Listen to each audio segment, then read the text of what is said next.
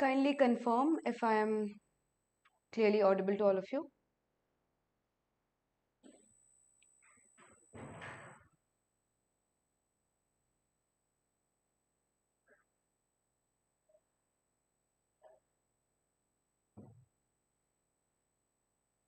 Am I clearly audible? Please confirm so that we can start off with today's session.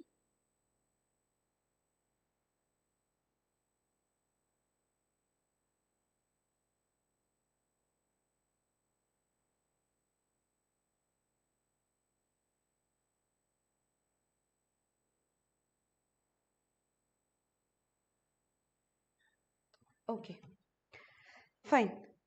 Good afternoon, everybody. And basically, today again we are back with another set of PYQ and a new set of PYQ. So recently we have had an examination by UPSC CPWD, and that was for the post of your assistant architect. So for this, the vacancy, or you can say the form filling process, had started previous year, that is last year, 2022, around the month of October. So the form filling process happened at that point of time, and then the examination was conducted on 19th of August. Now, the examination paper was definitely of a good standard, I would say. This is something, and also if since we have already done the previous year questions of CPWD 2015 and 2016, we have already solved. Now that you have already done a past year analysis, you can very well understand how the pattern has changed to a very great extent. You can see the questions, the kind of questions that they're asking has changed to a very great extent. One thing you can understand, especially for the next upcoming examination, it's kind of a wake up call for you. It's kind of a, you can say, like a trailer for you that it's not going to be an easy examination. Not that previous ones were easy, but compared to what they asked this time, I would say they were a little bit direct kind of a question. This time it's in-depth question, and you need to be aware of multiple things in order to answer.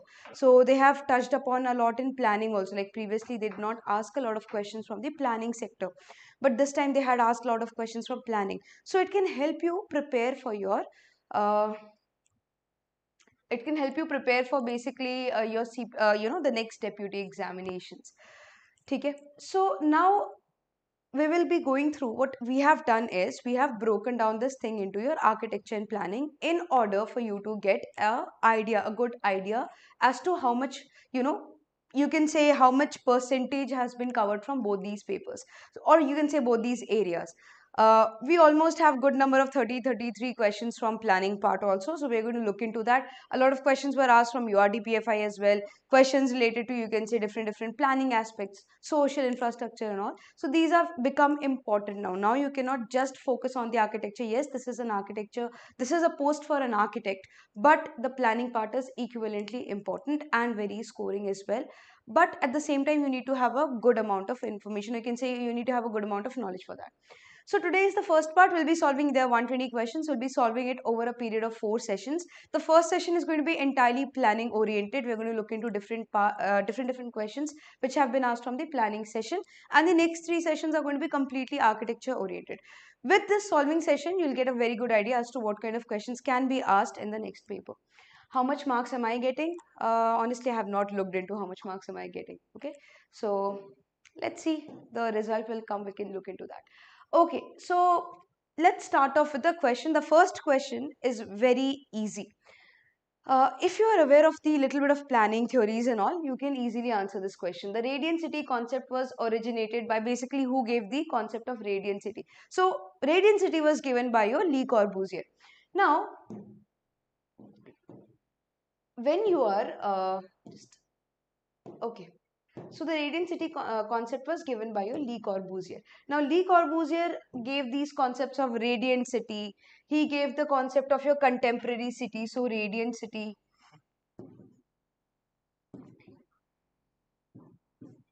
Then contemporary city.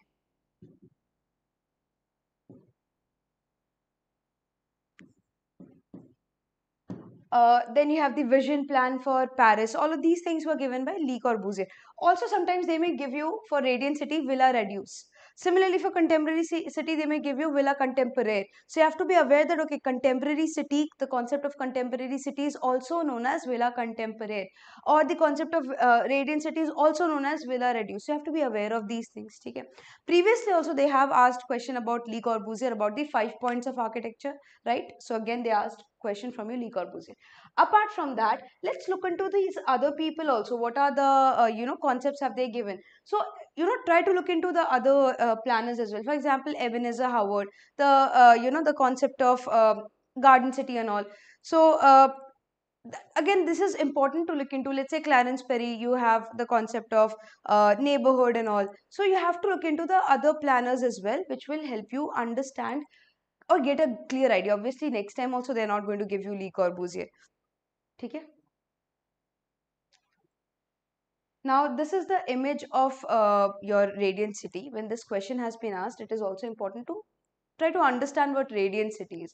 So radiant city concept, again, Le Corbusier, he focused a lot on your, you can say, high rise constructions in the center of the city, high density in the center of the city. So you see these cruciform kind of tower. Cruciform means you're cross shaped like this. Your cruciform towers, you have these 60-story high cruciform towers in the center of the city. Then around the city you have these residential areas. You see there's a huge amount of green areas. So again, Le Corbusier was somebody who incorporated a lot of green areas. Secondly, he talked about separation of pedestrian from the vehicular traffic. So these are the people, Le Corbusier, you have let's say Frank Lloyd Wright. All of these people, they talked about separation of pedestrian from vehicular traffic. So Le Corbusier specifically said that we have to separate the pedestrian and the vehicular traffic. Separate spaces have to be given to both of these. Also, he gave this concept of your grand terminal. Grand terminal means you have one single terminus.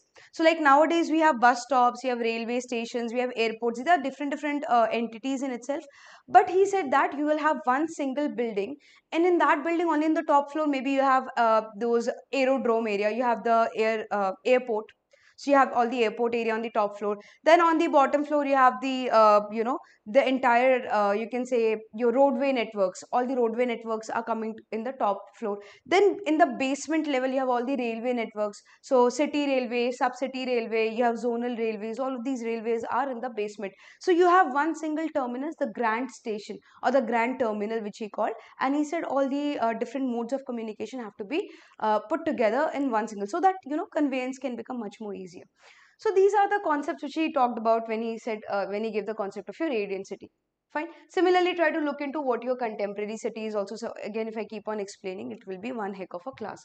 But I'm giving you an idea that these are the things that you should look into. Okay. Next question. In the context of seminal work on cities in evolution, the pioneer who had articulated the place work folk interrelationship is Patrick Geddes. Place work folk interrelationship, we also call this as the Gradesian Triad.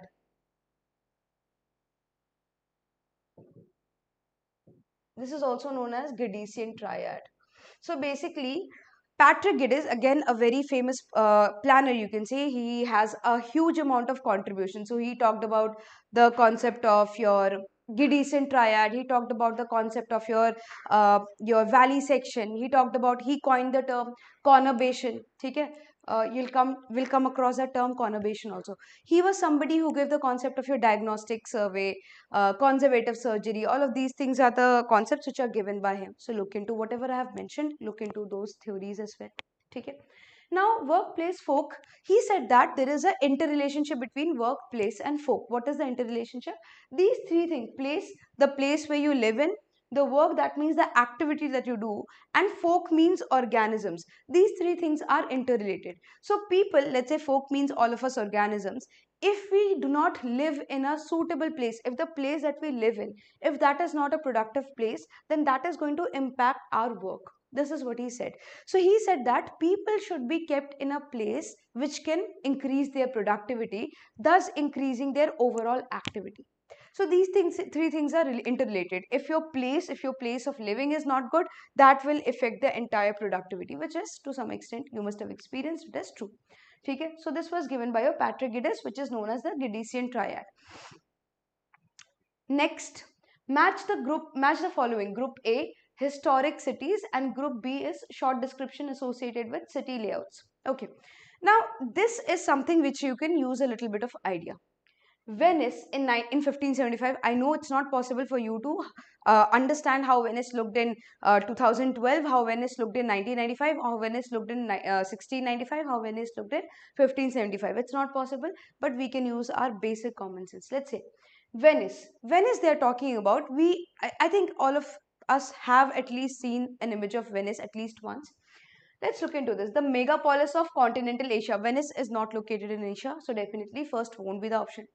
The streets of the city are intersected by canals which are spanned by wooden and stone bridges. This is a key point which you can focus here. So Venice, yes, Venice is a place where you have canal. London, you don't have canals in London. Similarly, Shanghai also is not a city in which you have a lot of canals. But Venice is the one. So for P, we can say you have to, for P, let me write the answer here, 2. London in 1682. All the towns burned in a miserable sight of Paul's church without the roof fallen. Okay, let's say that we are not able to understand, but Shanghai, we know that it is a megapolis of continental Asia. Shanghai is a huge city. It's a megapolis of your Asian continent. It's huge. It's very important city in terms of international trade and exports also. So Shanghai for R, we know it's going to be 1. That's the only city which is in Asia. And then for London, we can have number 3. Okay, so based on that, 2, 3, 1, B is going to be the answer. Some things you just can read and you can basically get an idea and understand what the answer is. You don't have to always study everything to know things. Okay. Next, on the acoustic scale of Doxiadis, there are 12 levels of settlement, 15 level of settlement, 15 level of settlement.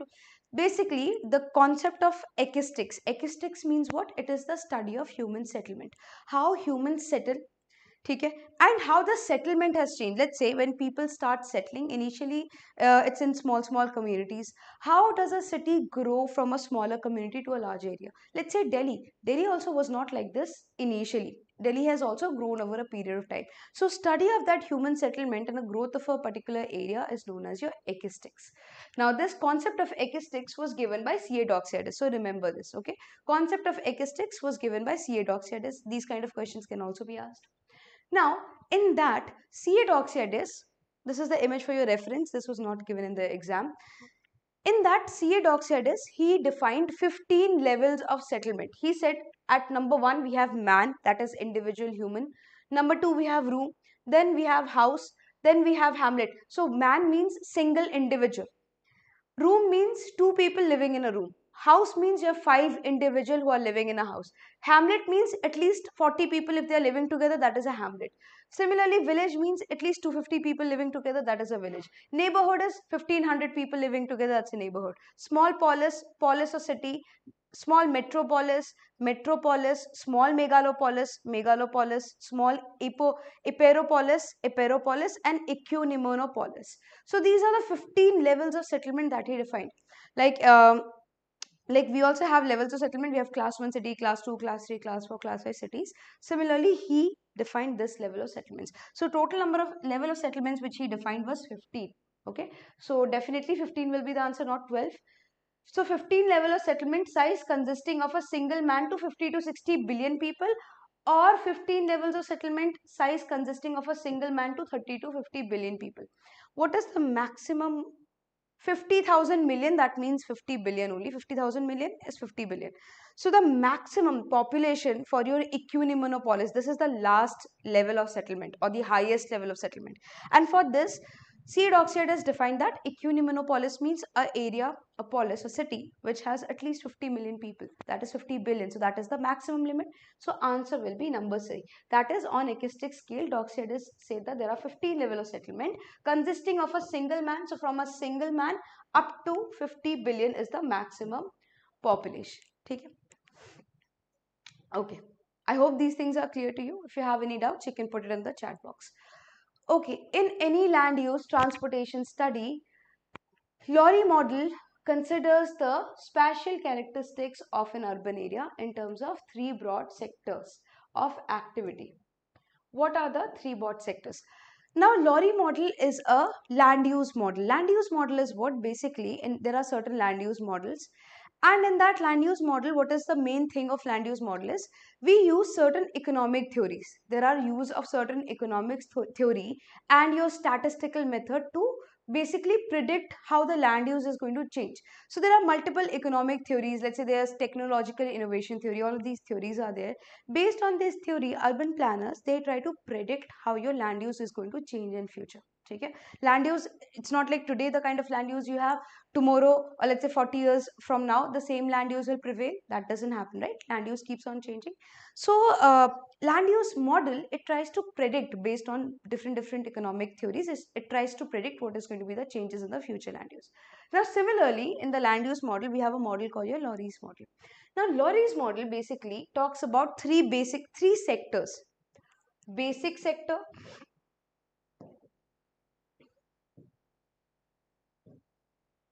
non-basic sector,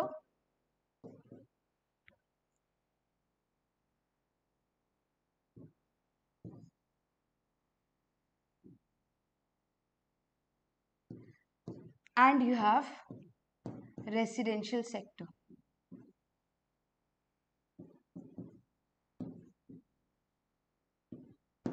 Basic sector, or you can say basic sector, basically means the kind of a job or the kind of an employment which involves in production of goods that is exported to the external region. Let's say basic sector means this is those kind of job which produces certain goods that can be exported outside the region. The basic sector basically serves the outer part of the region, everything that lies outside this region. So let's say if this is your city A, basic sector means production, or you can say export related activities, any kind of activities under which you do a lot of export. Let's say agriculture is a basic sector, because whatever you produce, definitely you use in the area, but you export a lot of things outside. Any kind of production, steel, iron, all these productions, you have a lot of export. So basic sector means basically export related activities. Non-basic sector means these are regional, or you can say it's regional activity, anything which serves the sector. Let's say your local shops, your temples, your hotels, restaurants, these are to serve the local sector. It's not like they're going to have a retail shop and somebody from the outside is going to come and buy things in this retail shop, right? So retail shop, your convenience stores, your shopping areas and all, this is meant to serve the regional, the local area, right? So that is your non-basic sector. And then you have your residential sector, that means your population. Okay? Now Laurie basically said that the growth of a region depends on the basic sector, which is true. If your region is growing, the development of your region will depend heavily on the export. If your export high means you're sending out a lot of products and you're bringing in a lot of money, right? If your export is high, that means you're bringing in a lot of money in your region. Okay?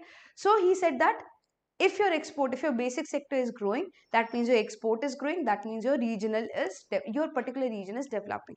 This is his concept of your Lorry's model. Now these are the three sectors. If you look into that, uh, it becomes a little bit, the options are not very clear in which you can understand. So population is your residential sector. Service sector means what? Service sector is your non-basic sector. Non-basic sector means something which is serving that local region. So those are known as your service sector. And then you have employment. So employment can be taken as a part of your basic sector. Okay? So this can be, you can say, based on how much you can interpret, this can be the right option. Okay? Now land use is not really taken into consideration. Traffic volume is not considered, so this cannot be the option. C cannot be the option because traffic volume is given. D cannot be the option because again, D can be the option, but they don't talk about land use. It's not talking about land use, so D cannot be the option. Similarly, A also cannot be the option because it's specifically talking about land use. Now this is talking about your basic, non-basic and residential sector. So as per that, the most appropriate option, this should be the option. Take it. Otherwise, this is what your concept is. Lorry's model means this: basic, non-basic. Basic means your export sector, non-basic means your local sector, and residential means your population. So that is what your Lorry's model is. Okay. Kindly come up with a topic wise weightage in the next session. Okay, we'll go through that. Climatology and acoustics, these are your architecture subjects. So it's not difficult to go through that. Okay. We'll have an overall at the end of the session, maybe not this session, but at the end of a session, all when once we are done with solving everything. After that, maybe we can come up with an analysis of 2023. We'll share an analysis with you as to what was the overall weightage for different subjects. Okay, we can do that. But for climatology and acoustics, that is part of your architecture only. So it's, you can go through your concepts of climatology, acoustics. I can refer you a few books. You can go through that, or you can go through your NBC. From NBC also you can get a good idea of climate, your concept of climatology and acoustics. Okay. Number 38. Who presented a theory on hexagonal system of settlement pattern with a superimposition of physical constraints? Whenever we hear this term hexagonal settlement pattern, there should be only one person who comes to your mind, and that is Walter Cristallo.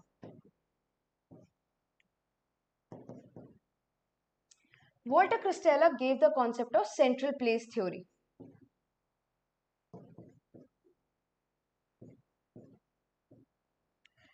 And in that central place theory, generally we represent any area or any region with a circle.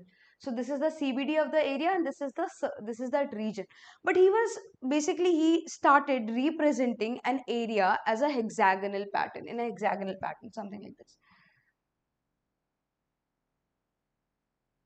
Okay. Something like this. You have multiple settlements. So these are multiple settlements, and he started representing that as a hexagonal pattern. After Walter Cristallo, we have one more person who did represent settlements as a hexagonal pattern settlement. Who was that? That was August Losch. August Losch. And he gave the Lossian theory. So generally, Lossian theory, you say it's a very in-depth planning theory. Generally, for basic planning theories, these are not asked, but they did ask the question. So it kind of gives you an idea that you cannot just have a surface level of knowledge. You need to go in depth. Now, these are the two names who generally comes to our mind when we talk about your hexagonal pattern. If you've gone through urban planning, you know that these are the two people when we talk about hexagonal pattern of settlement pattern. But the options definitely don't have both of these. So now, maybe it's not aware, but Doxiadis, basically, he got influenced by Walter Cristallo's work of central place theory, and he implemented that hexagonal pattern while he was doing some kind of a, work for your Zambia. So in Zambia, there was a work of rural settlement. They had a project of rural settlement. So in that rural settlement, he implemented, or you can say he tried to implement the concept of, or the principles of a central place theory, which was given by Walter Cristallo. So based on that, Doxiadis can be the answer. Now, this is very difficult to know. Okay, even if you know these theories, it's still very difficult to know, because generally Doxiadis is not associated with the hexagonal theory. Okay, but you can get an idea. Basically, see, Edwin Lutyens is not somebody, he's not a person whom we generally look upon as a planner as such. He's not somebody who gave a lot of theories as such. Patrick Abercrombie also not somebody who gave theories especially about settlement. Okay. Clarenstein, when we talk about Clarenstein, we talk about Radburn. Okay, Radburn, the neighborhood concept, the Radburn, not neighborhood concept by Clarence Perry, but when we talk about Clarenstein, he designed Radburn. The only person who did talk about human settlement in depth was Doxiadis. We just now talked about that. Doxiadis gave the concept of acoustics. Based on that, acoustics is what? A study of human settlement. Based on that, you can kind of get a tentative idea that maybe you have to, some guesses have to be made in the examination. Okay, so you can kind of use that knowledge to take him, which would have been right. But even if you have not answered this correctly, it's fine, because this was an in-depth question. Okay, it's not possible to know this. Next, this is a simple question. Which one of the following is the ground area covered by the building immediately above the plinth level? So, if this is the site and this is the plinth area, so the ground area which is covered by the plinth of a building, that is known as your covered area. It is not, there is nothing called as closed area. There is nothing called as cluster. Cluster area in the sense is when you have multiple houses. Let's say you have multiple arrangement of houses in a cluster. So that kind of a thing maybe is a cluster area, but it doesn't have anything to do with the plinth of the building. Carpet area is what? Carpet area is the net usable area of an apartment. It's not the entire plinth. It is basically focusing on one single apartment. So if you're, let's say if you have a flat, take if you have multiple flats, like in residential complexes, in one building you have multiple apartments. So the net usable area in one apartment, excluding the veranda, the balcony, the shaft, bathroom, kitchen, all of these things, excluding all of these areas, that is your carpet area. Okay, so carpet area doesn't have anything to do with the plinth of the building. So covered area, ground coverage, we talked about ground covered area. That is what this question is about. Okay, next question, again comparatively simpler, as described by Kevin Lynch in his seminal work The Image of the City. Now again, these things you have to keep in mind. Image of the City is given by this is the name of the book. This was written by Kevin Lynch. Which of the following are points referred as strategic spots in the city, strategic spots in the city into which an observer can enter, which are intensive foci to and from which he is traveling. Okay. So basically, in the book The Image of the City, Kevin Lynch described the concept of imageability.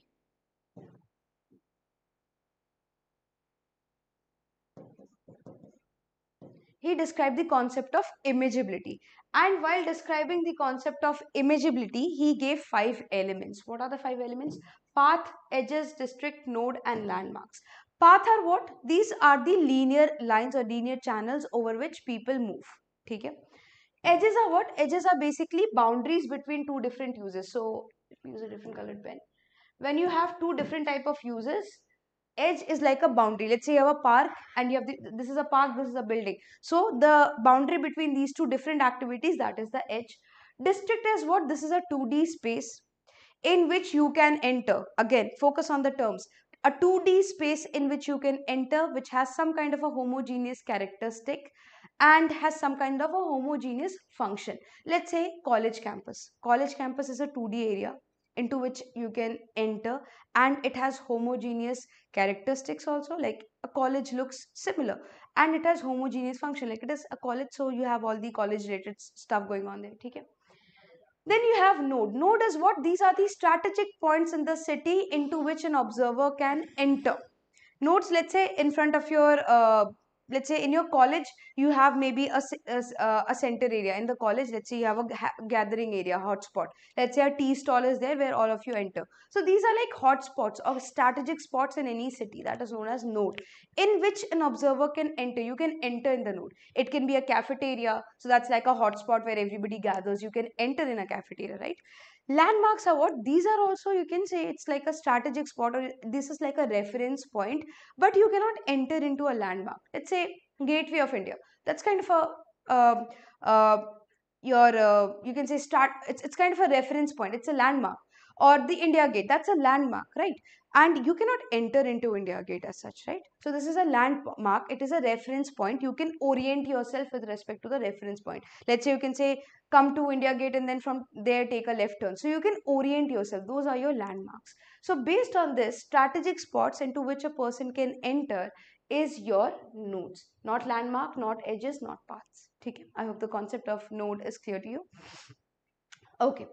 Next, which one of the following is an area of uniform environmental conditions providing a living space for specific assemblage of plants and animals? Biotope. Biotope is an area which has a very specific uniform environmental conditions where you have a certain kind of plants and animals which live there. Okay. Now, let's look into the other points and let's try to understand what is a. Now, these are simple definitions. If you are aware of what a biotope is, what is a biome, all of these things, if you are aware of, you can simply take it. Okay. Let's say even if you're not aware of it, how do we find out this is the answer? We find out by, let's say, what is biodiversity hotspot? Again, biodiversity hotspots are areas where you find a lot of diversity of, animals, specifically which are very endangered, which are endemic, not found in any other part of the world. Very specific to that area. And you have a huge diversity here. So that is why it is known as biodiversity. That means you find a lot of different kind of plants, flora and fauna, plants and animals. Okay? That is what your biodiversity hotspot is. Generally, the kind of biodiversity or the kind of flora and fauna that you find in biodiversity hotspots, these are endangered to some extent. Okay? Patch as such, we don't use that term in environment as such. And then you have eco-sensitive area. So what is eco-sensitive area? Eco-sensitive area is basically whenever you have any kind of forest reserve or any kind of national park. Let's say this is the national park, any national park. So as per your Ministry of Environment, Forest and Climate Change, 10 kilometer around a national park is defined as a eco-sensitive zone. This is a eco-sensitive zone. So 10 kilometer wherever from the boundary of the national park, a 10-kilometer area all around is defined as a eco-sensitive zone. Now in these zones there are multiple activities which are regulated, which are prohibited, which are allowed. So there are three types of activity. Let's say mining, let's say industries are prohibited in eco-sensitive zone. Let's say hotels and resorts, those are regulated activities. And let's say water harvesting, all of these are your allowed activities. So do look into what are the regulated activities, what are the prohibited activities, what are the allowed activities in your eco-sensitive area. Now this 10-kilometer range, this is a general range. Okay, it's not like every time it has to be 10 kilometers. If required, can be more than 10 kilometer also, depending on different areas. But on a general rule, 10-kilometer area is defined as an eco-sensitive area. Why we do that? It kind of acts as a buffer area between your human. So this is the area of intense human activity. This is your national park where you have animals, where these animals need to be protected. So it's kind of acting as a buffer area between that. So that is your eco-sensitive area. Okay. So definitely it won't be eco-sensitive. Biotope is the answer for this. Okay. Fine. Next concept, Gaia Theory, stating that the biosphere contributes to the stability of the planet's physical processes such as temperature, ocean water, salt levels, etc., allowing life to flourish, is proposed by James Lovelock. Okay. If you know it, you know it. If you don't, you don't. Okay. So try to add these in your notes. So from now, add Gaia theory also. Okay. Now Gaia theory, basically, if I have to simplify, what is Gaia theory? It's a environment related concept. In Gaia theory, through Gaia theory, James Lovelock, he said that our biosphere is what? Biosphere is that part of the earth in which your living organisms survive. Okay? So you have the lithosphere, atmosphere and the hydrosphere coming together and forming a very unique kind of a environment in which your living organisms can survive. That is what your biosphere is. Okay? Now he said that in the biosphere, the living organisms, that is human beings and the other animals and the plants, they interact with the non-living or non-living constituents. Let's say the soil, water, air, these are the non-living constituents. So the living or the abiotic components interact with the biotic components in such a way that they can maintain their own equilibrium. So it's not like if I'm a living organism, I'm not surviving alone. I am on a daily basis interacting with the abiotic components. Abiotic means non-living, right? So all the abiotic components in the environment, I'm kind of having some kind of a reaction with them. That is kind of maintaining the equilibrium of the biosphere. Okay? So how is the biosphere maintaining the equilibrium? Nothing special. The biotic and the abiotic components interact in such a way that they function as a system as a whole, thus maintaining the equilibrium. So if anything goes up and down, the interaction will change entirely. That is what your Gaia theory is. Look into the Gaia theory. Don't have to look much. These are very unique kind of a questions. Try to look a little bit into James Lovelock, anything else which is given by him. Okay, you will be able to understand. Next, again, comparatively simpler question. Phosphate pollution of rivers and lake causes the algae bloom, which reduces dissolved oxygen in water and disrupts the food chain. This process is known as eutrophication. What is eutrophication? Is basically, let's say this is a river body. This is a river body, okay? And let's say there are agricultural lands on both sides of the river body. So what happens during whenever there is rain, the rain washes, and in agricultural fields you have a lot of organic and inorganic fertilizers and pesticides which are used. Okay. Generally these fertilizers are very phosphate rich fertilizers. So what happens whenever there is rain, the rainwater basically washes all the fertilizers into the river. It washes, or let's say there's a pond, not a river. Let's talk about a pond, it'll be much more easier. So let's say this is a pond. So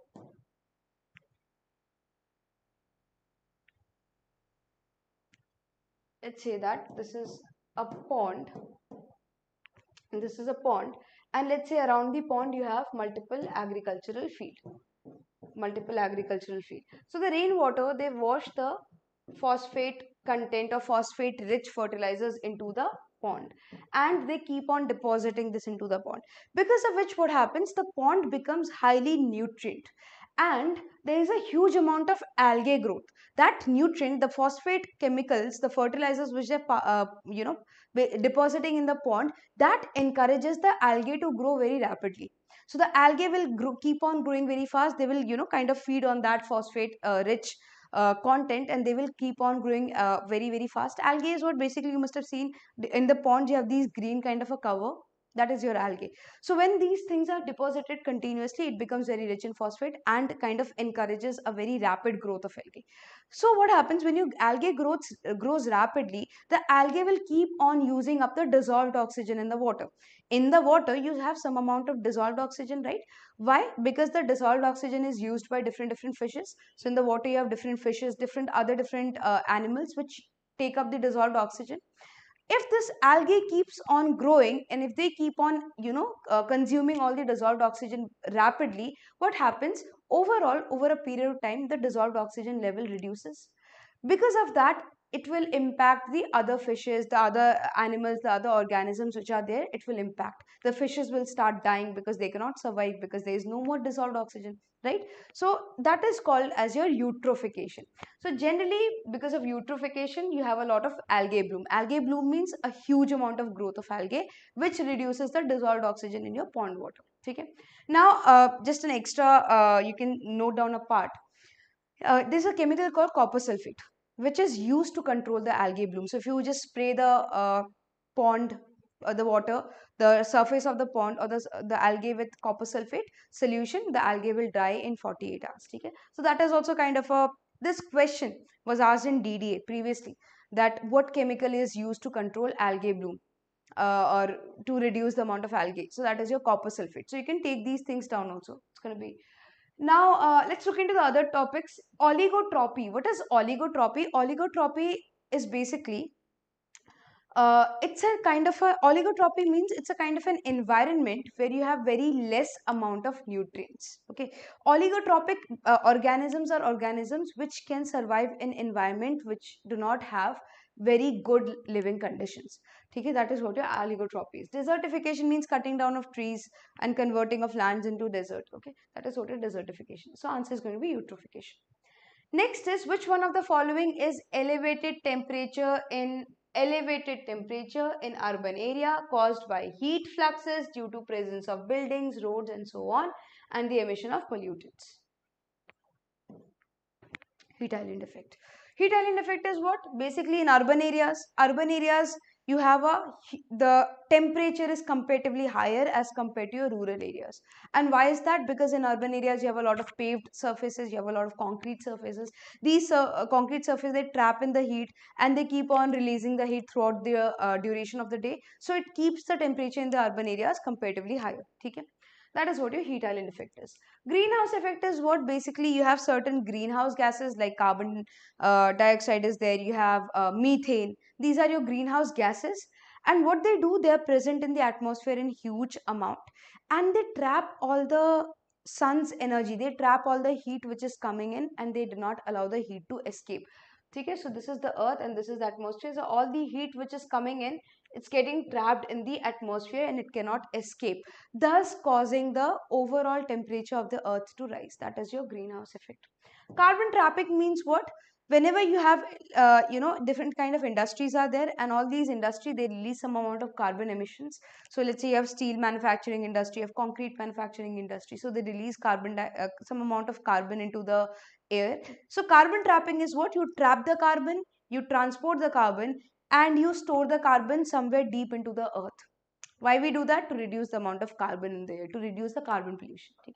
That is what your carbon trapping is. Physical weathering means the weathering of rocks and all these things. That is physical weathering. You are aware of it.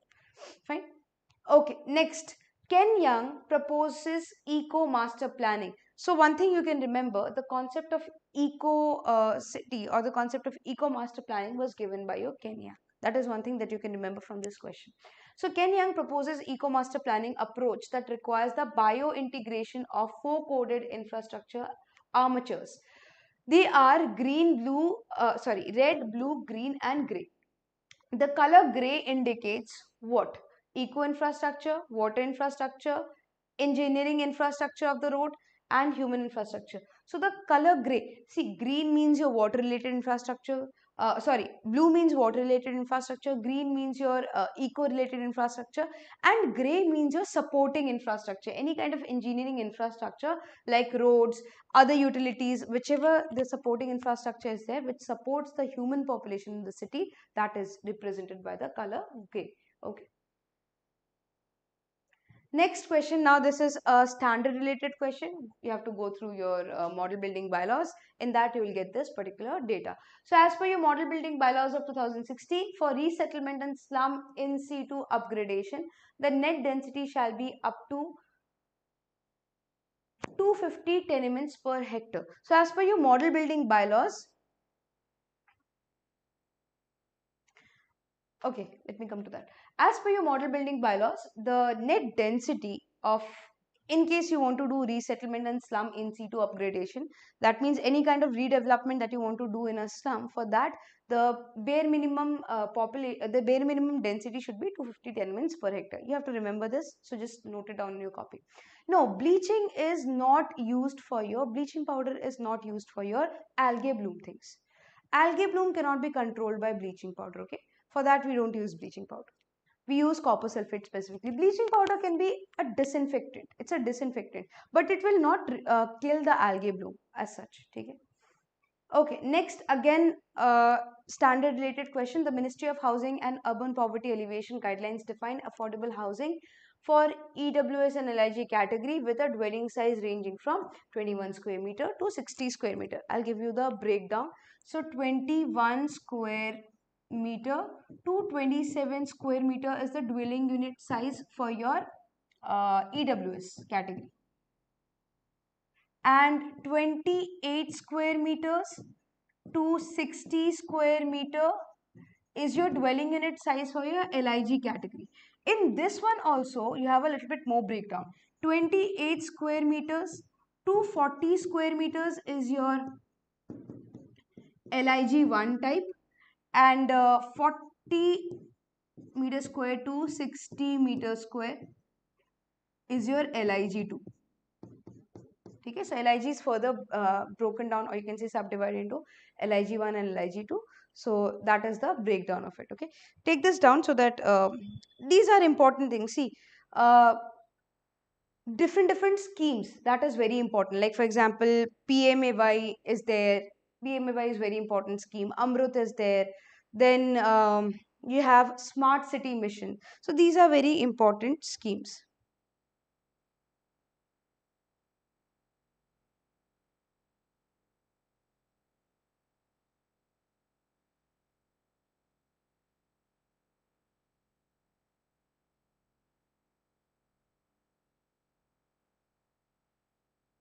Okay, fine. Let's go forward with this one. Next question, number 70. In 2017, Bureau of Energy Efficiency BEE launched a new version of the code, ECBC code. One of the major updates of the code is inclusion of incremental voluntary energy performance levels.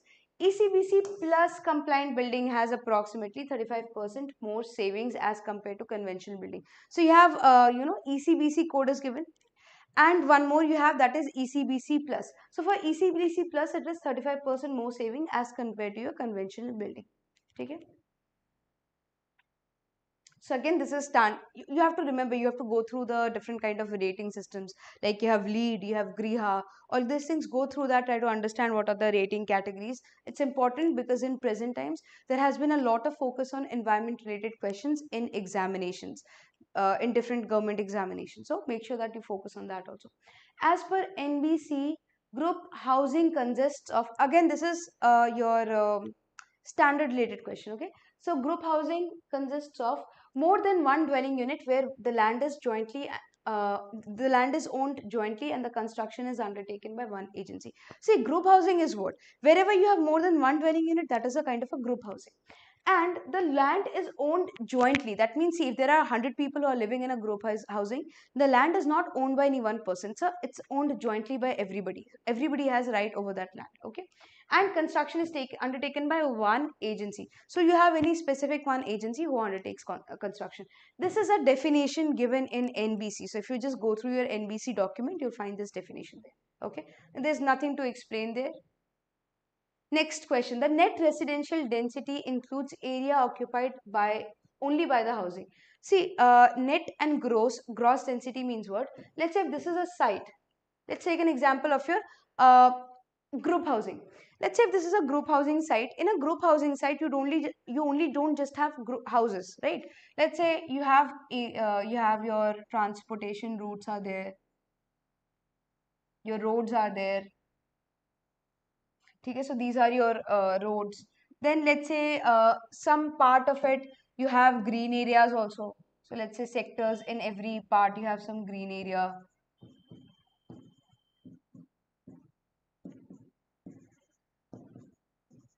Okay. Then let's say you have some water bodies also. Some water body here, you might have swimming pools and all, right? Let's say you have certain commercial areas also. So let's say in the front part you have the commercial area. Here also you have a lot of commercial area. Here also you have a lot of commercial area. Some community halls and all, gyms and everything you have. So in a group housing you have different activities. Apart from houses, you have different activities. Okay, so you have two types of area. You have two types of density: gross density and net density. Gross density means what? This is based on your gross area. Gross density is what? Gross density is du by gross area. Dwelling unit. Du is your number of dwelling units, total number of dwelling. Let me just rewrite this again. You have gross density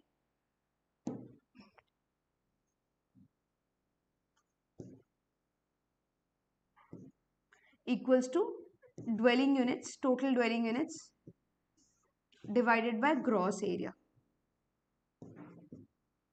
So gross area is what? Total area of this entire site. This entire site area. Let's say this entire site area is 1 hectares. Let's say that. Okay. Now, net area is what? Gross area means the total area of the site, that is the gross area. And what is net area? The area which is specifically used for housing, which is specifically used for your housing purpose.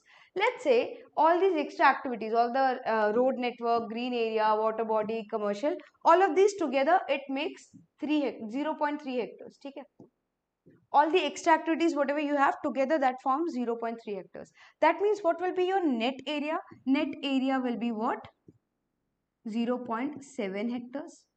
That means net area is basically area which is specifically used for housing. That means all these areas. Let me use a yellow color. All this left out area, whatever this rest of the area which is only used for housing, that is your net area. Okay, so net residential density is calculated based on the net area of a particular. So that means area occupied only by housing. That will be the answer. Area occupied only. Let's look at B also. No, area occupied by access road, that is not under your net area. Okay. Similarly, parking spaces doesn't come under your net area. Similarly, half the width of your surrounding road, that also doesn't come in your net area. Okay, so basically net residential density is what? Net residential density is based on the area which is covered specifically by housing. Fine. So keep in mind the difference between your gross and the net density. Now next question, that is number, what is red? With respect to what red means? Aman, could you confirm what do you mean by red? If you could ask the question again, rephrase the question. Okay, which one of the following international charter is focused on the conservation and restoration of monuments and sites? The first charter that we had which focused on the conservation and restoration of monuments and sites was your Venice Charter. Okay? So Venice Charter, that was that first charter which gave all the basic guidelines which is required for conservation and restoration of monuments and sites. Washington Charter is what? This is specifically for the conservation of historic towns. conservation and restoration of historic towns.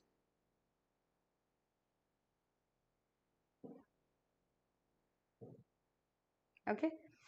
Charter on built vernacular heritage, this is comparatively different. It's not something that, okay, Bura Charter is important, but in Bura Charter, that also talks about your conservation and restoration of monuments and site only. But the first one that you had was the Venice Charter. That is the international charter. Bura Charter was basically given by your Australian. So you have a body which is known as ECOMOS. Okay, so this ECOMOS, you have a Australian charter of ECOMOS. That means, let's say UN, United Nations. United Nations had its branches in different countries. You have a UN branch. Similarly, ECOMOS is the name of an organization. So ECOMOS basically is involved in giving different kind of charters. So the Australian branch of ECOMOS, they gave this charter of Burra Charter. In that, they talked in very much depth about your conservation. That means what do you need to do? What are the steps that you need to take for conservation practices? So they highlighted all of those things in much more detail. Okay, so Burra Charter is not the exact answer. You have the Venice Charter for us.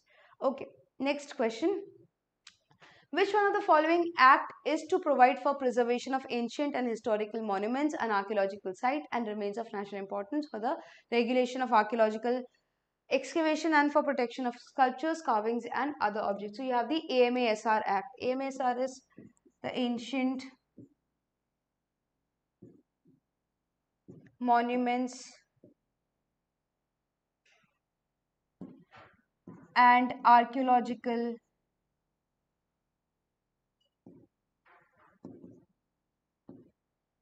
Sites and Remains Act.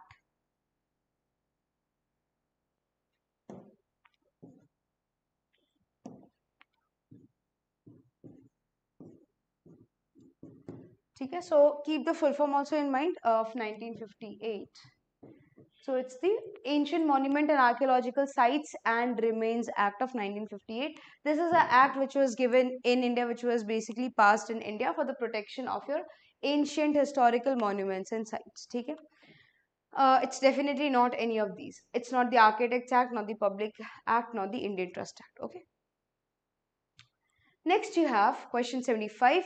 The action taken to modify the existing material and structure of a cultural property to represent a known earlier state is called as preservation, renovation, restoration or reconstruction. So action taken to modify the existing material and structure of a cultural property to represent a known earlier state is known as reconstruction.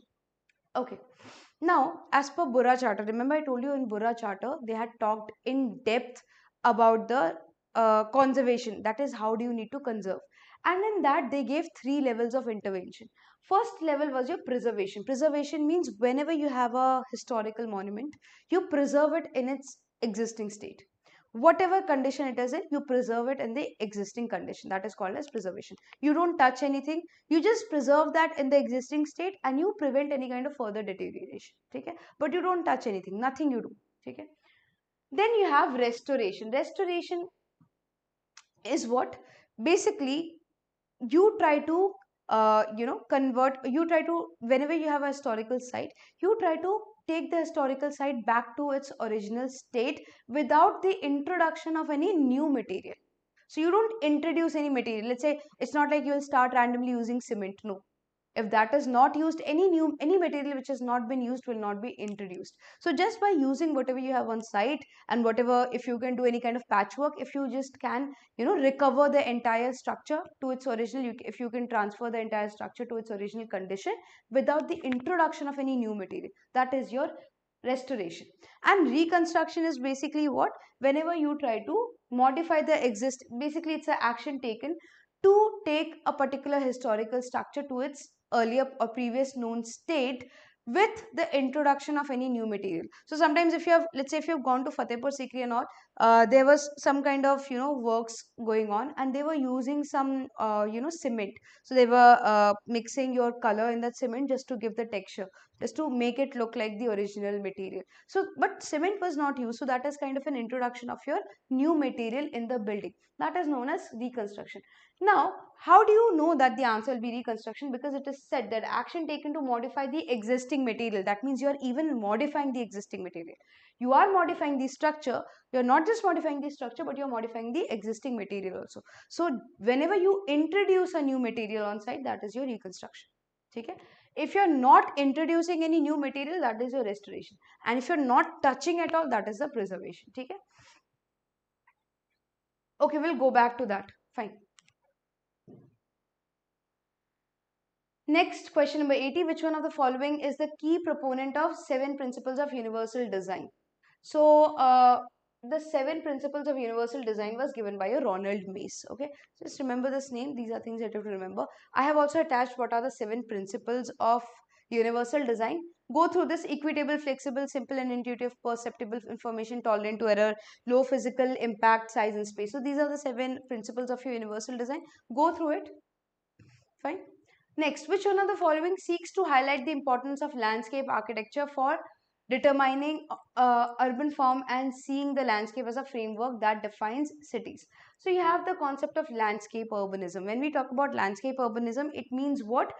Whenever you use landscaping as a basic foundation framework of the city. So in designing the city, you are basically focusing on landscape as a guideline for designing the city. That is called as landscape urbanism. Smart city is completely different. Smart city means you are incorporating a lot of information technology, a lot of technology related stuff into the city. That is your smart city. Eco city means what? It's a environment, a sustainable, environment friendly city, sustainable city, which is kind of pushing forward the sustainable development, environment friendly, all of those things. Green urbanism means what? Zero waste, zero harmful emissions, and zero fossil fuel. Zero waste means you're not producing any waste. Zero harmful emissions means you're not giving out, or you're not producing any harmful emissions into the air. And zero fossil fuel means you're not depending on the fossil fuels. That means petrol and all. You are depending on maybe the renewable sources of energy. Okay? So e-mobility, electric mobility, that is what the green urbanism is. So the answer will be landscape urbanism. Next, as per the National Building Code, public and semi-public land use is indicated by which of the following colors? Dark blue color is used to represent public and semi-public land use. Okay, remember this.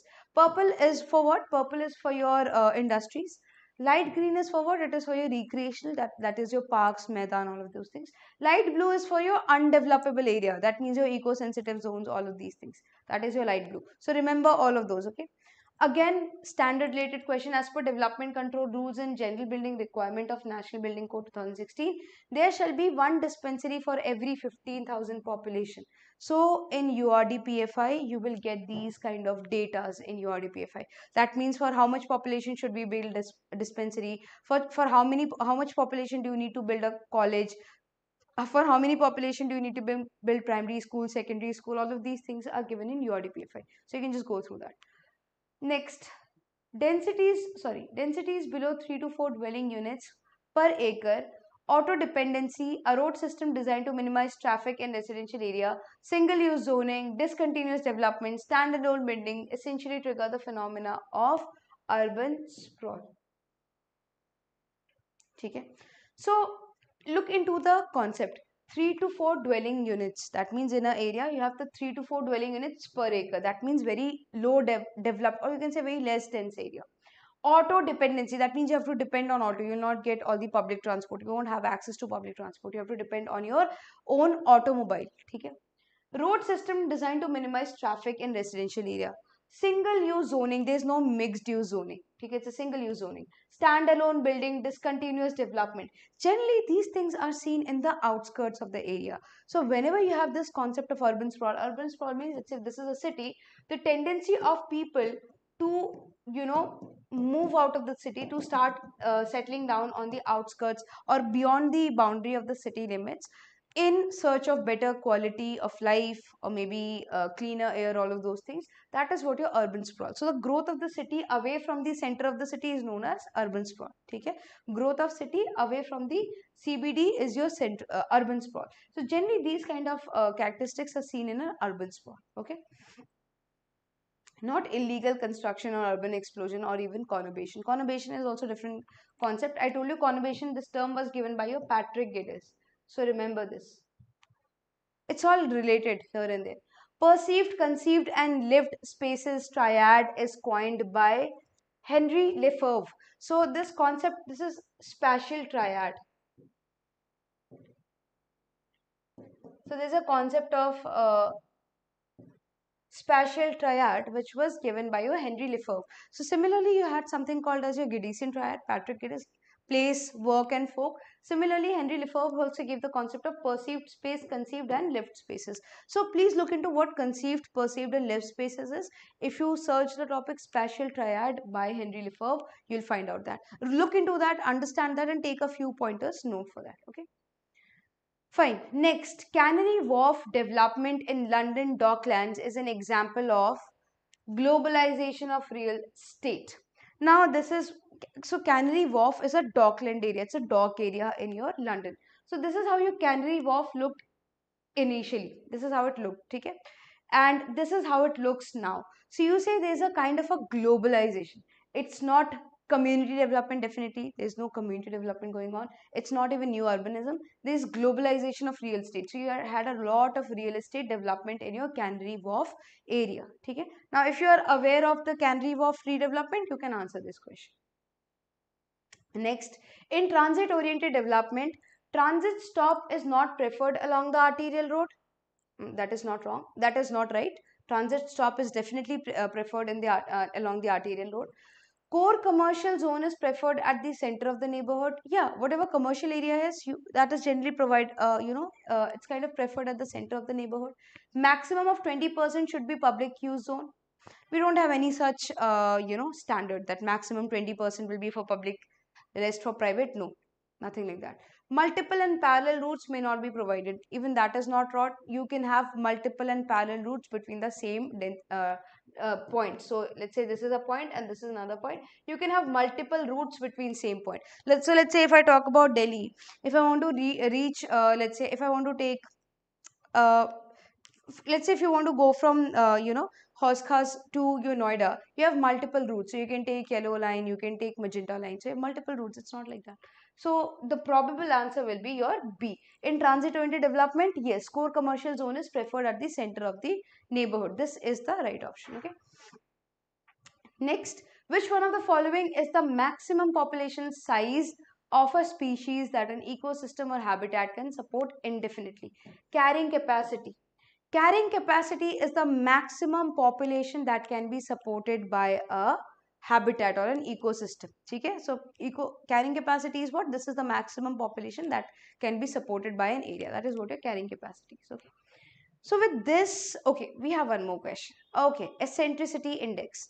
Eccentricity index of a city is defined as the percentage of the distance between the CBD and the center of the gravity of population over the average distance per person to the CBD. So this is a definition. Remember this. Eccentricity index is what? This is the percentage of the distance between the CBD. So you have a CBD. Let's say CBD may not always be in the center, but let's assume the CBD of the city, central business district, is in the center of the city. Let's assume. So it's a percentage of the distance between the CBD and the center of gravity of the population. Sometimes you have an area where you have the maximum population situated. Let's say the maximum density of population is somewhere here in that northern part of the city.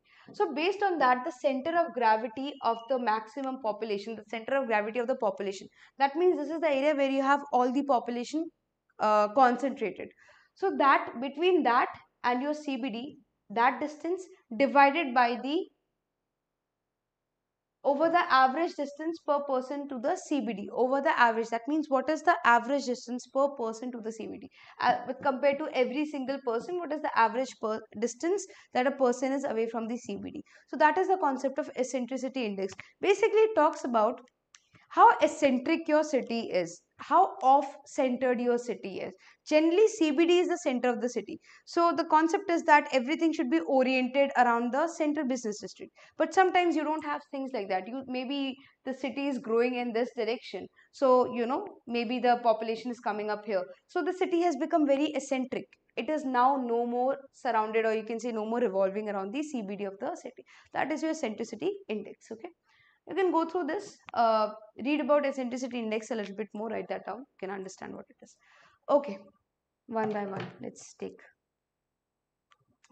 Is the exam date out for CPD? No, it's the exam date. Till now, it's not out, okay? What could be the possible date? When can you expect the results? Again, that is also not known. Maybe in 2-3 months at least they'll take for the results to be out. 2 months at least. Maybe in few days you'll have the official answer key, and after that it will take some time. So it'll take, you have the first list cut off, then you'll have the interview session. So it's going to take some time. For the exam, when is the exam going to happen? See, even we don't know. It's not something that we can predict. But as per the previous trend, like previous year also, you had the form filling around your September, the month of September, October, you had the form filling. And the exam happened in your August. So it's kind of like 10 months, you can say, is the duration. So again, this year also you had, like, the form filling was in July, right? Yeah, it was something around in July. So as per that, maybe you can expect by the next year, Jan Feb. But I will say always, try to have a initial period. So maybe try to finish everything by, let's say, November, December. Try to keep a tentative target of November maybe. So it cannot be said. It's a tentative kind of a thing based on what had happened previously. Now it can happen next year also. It can like most chances, like most amount of chances that it's going to happen next year. But we have to keep a buffer time also. So we cannot take the maximum. We have to take somewhere earlier. So you can, for your preparation, you can try to finish things up in November or December, and then whatever time is left, you can keep on revising. So revision is important. Okay. So with this, we are basically done with your planning. So you saw there are around 33 questions for planning also. In the next session, you will have your architectural questions. Okay. So any doubts anywhere if you have? In general, like an interview person with more experience as an advantage, or nothing like that? Not nothing like that. For this, you don't need, even for deputy architect position, you don't need to have any experience as such. If you have experience, that might play an additional role, but as such, the experience is not going to affect anything. So 75% weightage is for your test, whatever test you have written, recruitment test, and 25% weightage is for the interview. So if you have experience, maybe the interview will be held on that. So let's say if you have an experience in, let's say, metro construction and all, so maybe your interview will be oriented towards that. If you have some kind of a higher level of education, let's say you have done masters and all, you're doing PhD and all, maybe your interview will be oriented in that method, but it won't be affecting your chances of getting selected, or it's not like you'll have an upper hand in that. Nothing like that. That is not a criteria. Okay, so eligibility won't be required. Okay, fine, then we are done with today's class, today's session. In the next session, we'll be continuing with whatever we are left with. If you have any doubts, any more queries, you can definitely drop your queries in the chat box below, in the comment box below, and we'll try to solve it. So thank you everyone for joining in, and we'll see you in the next session. Good night.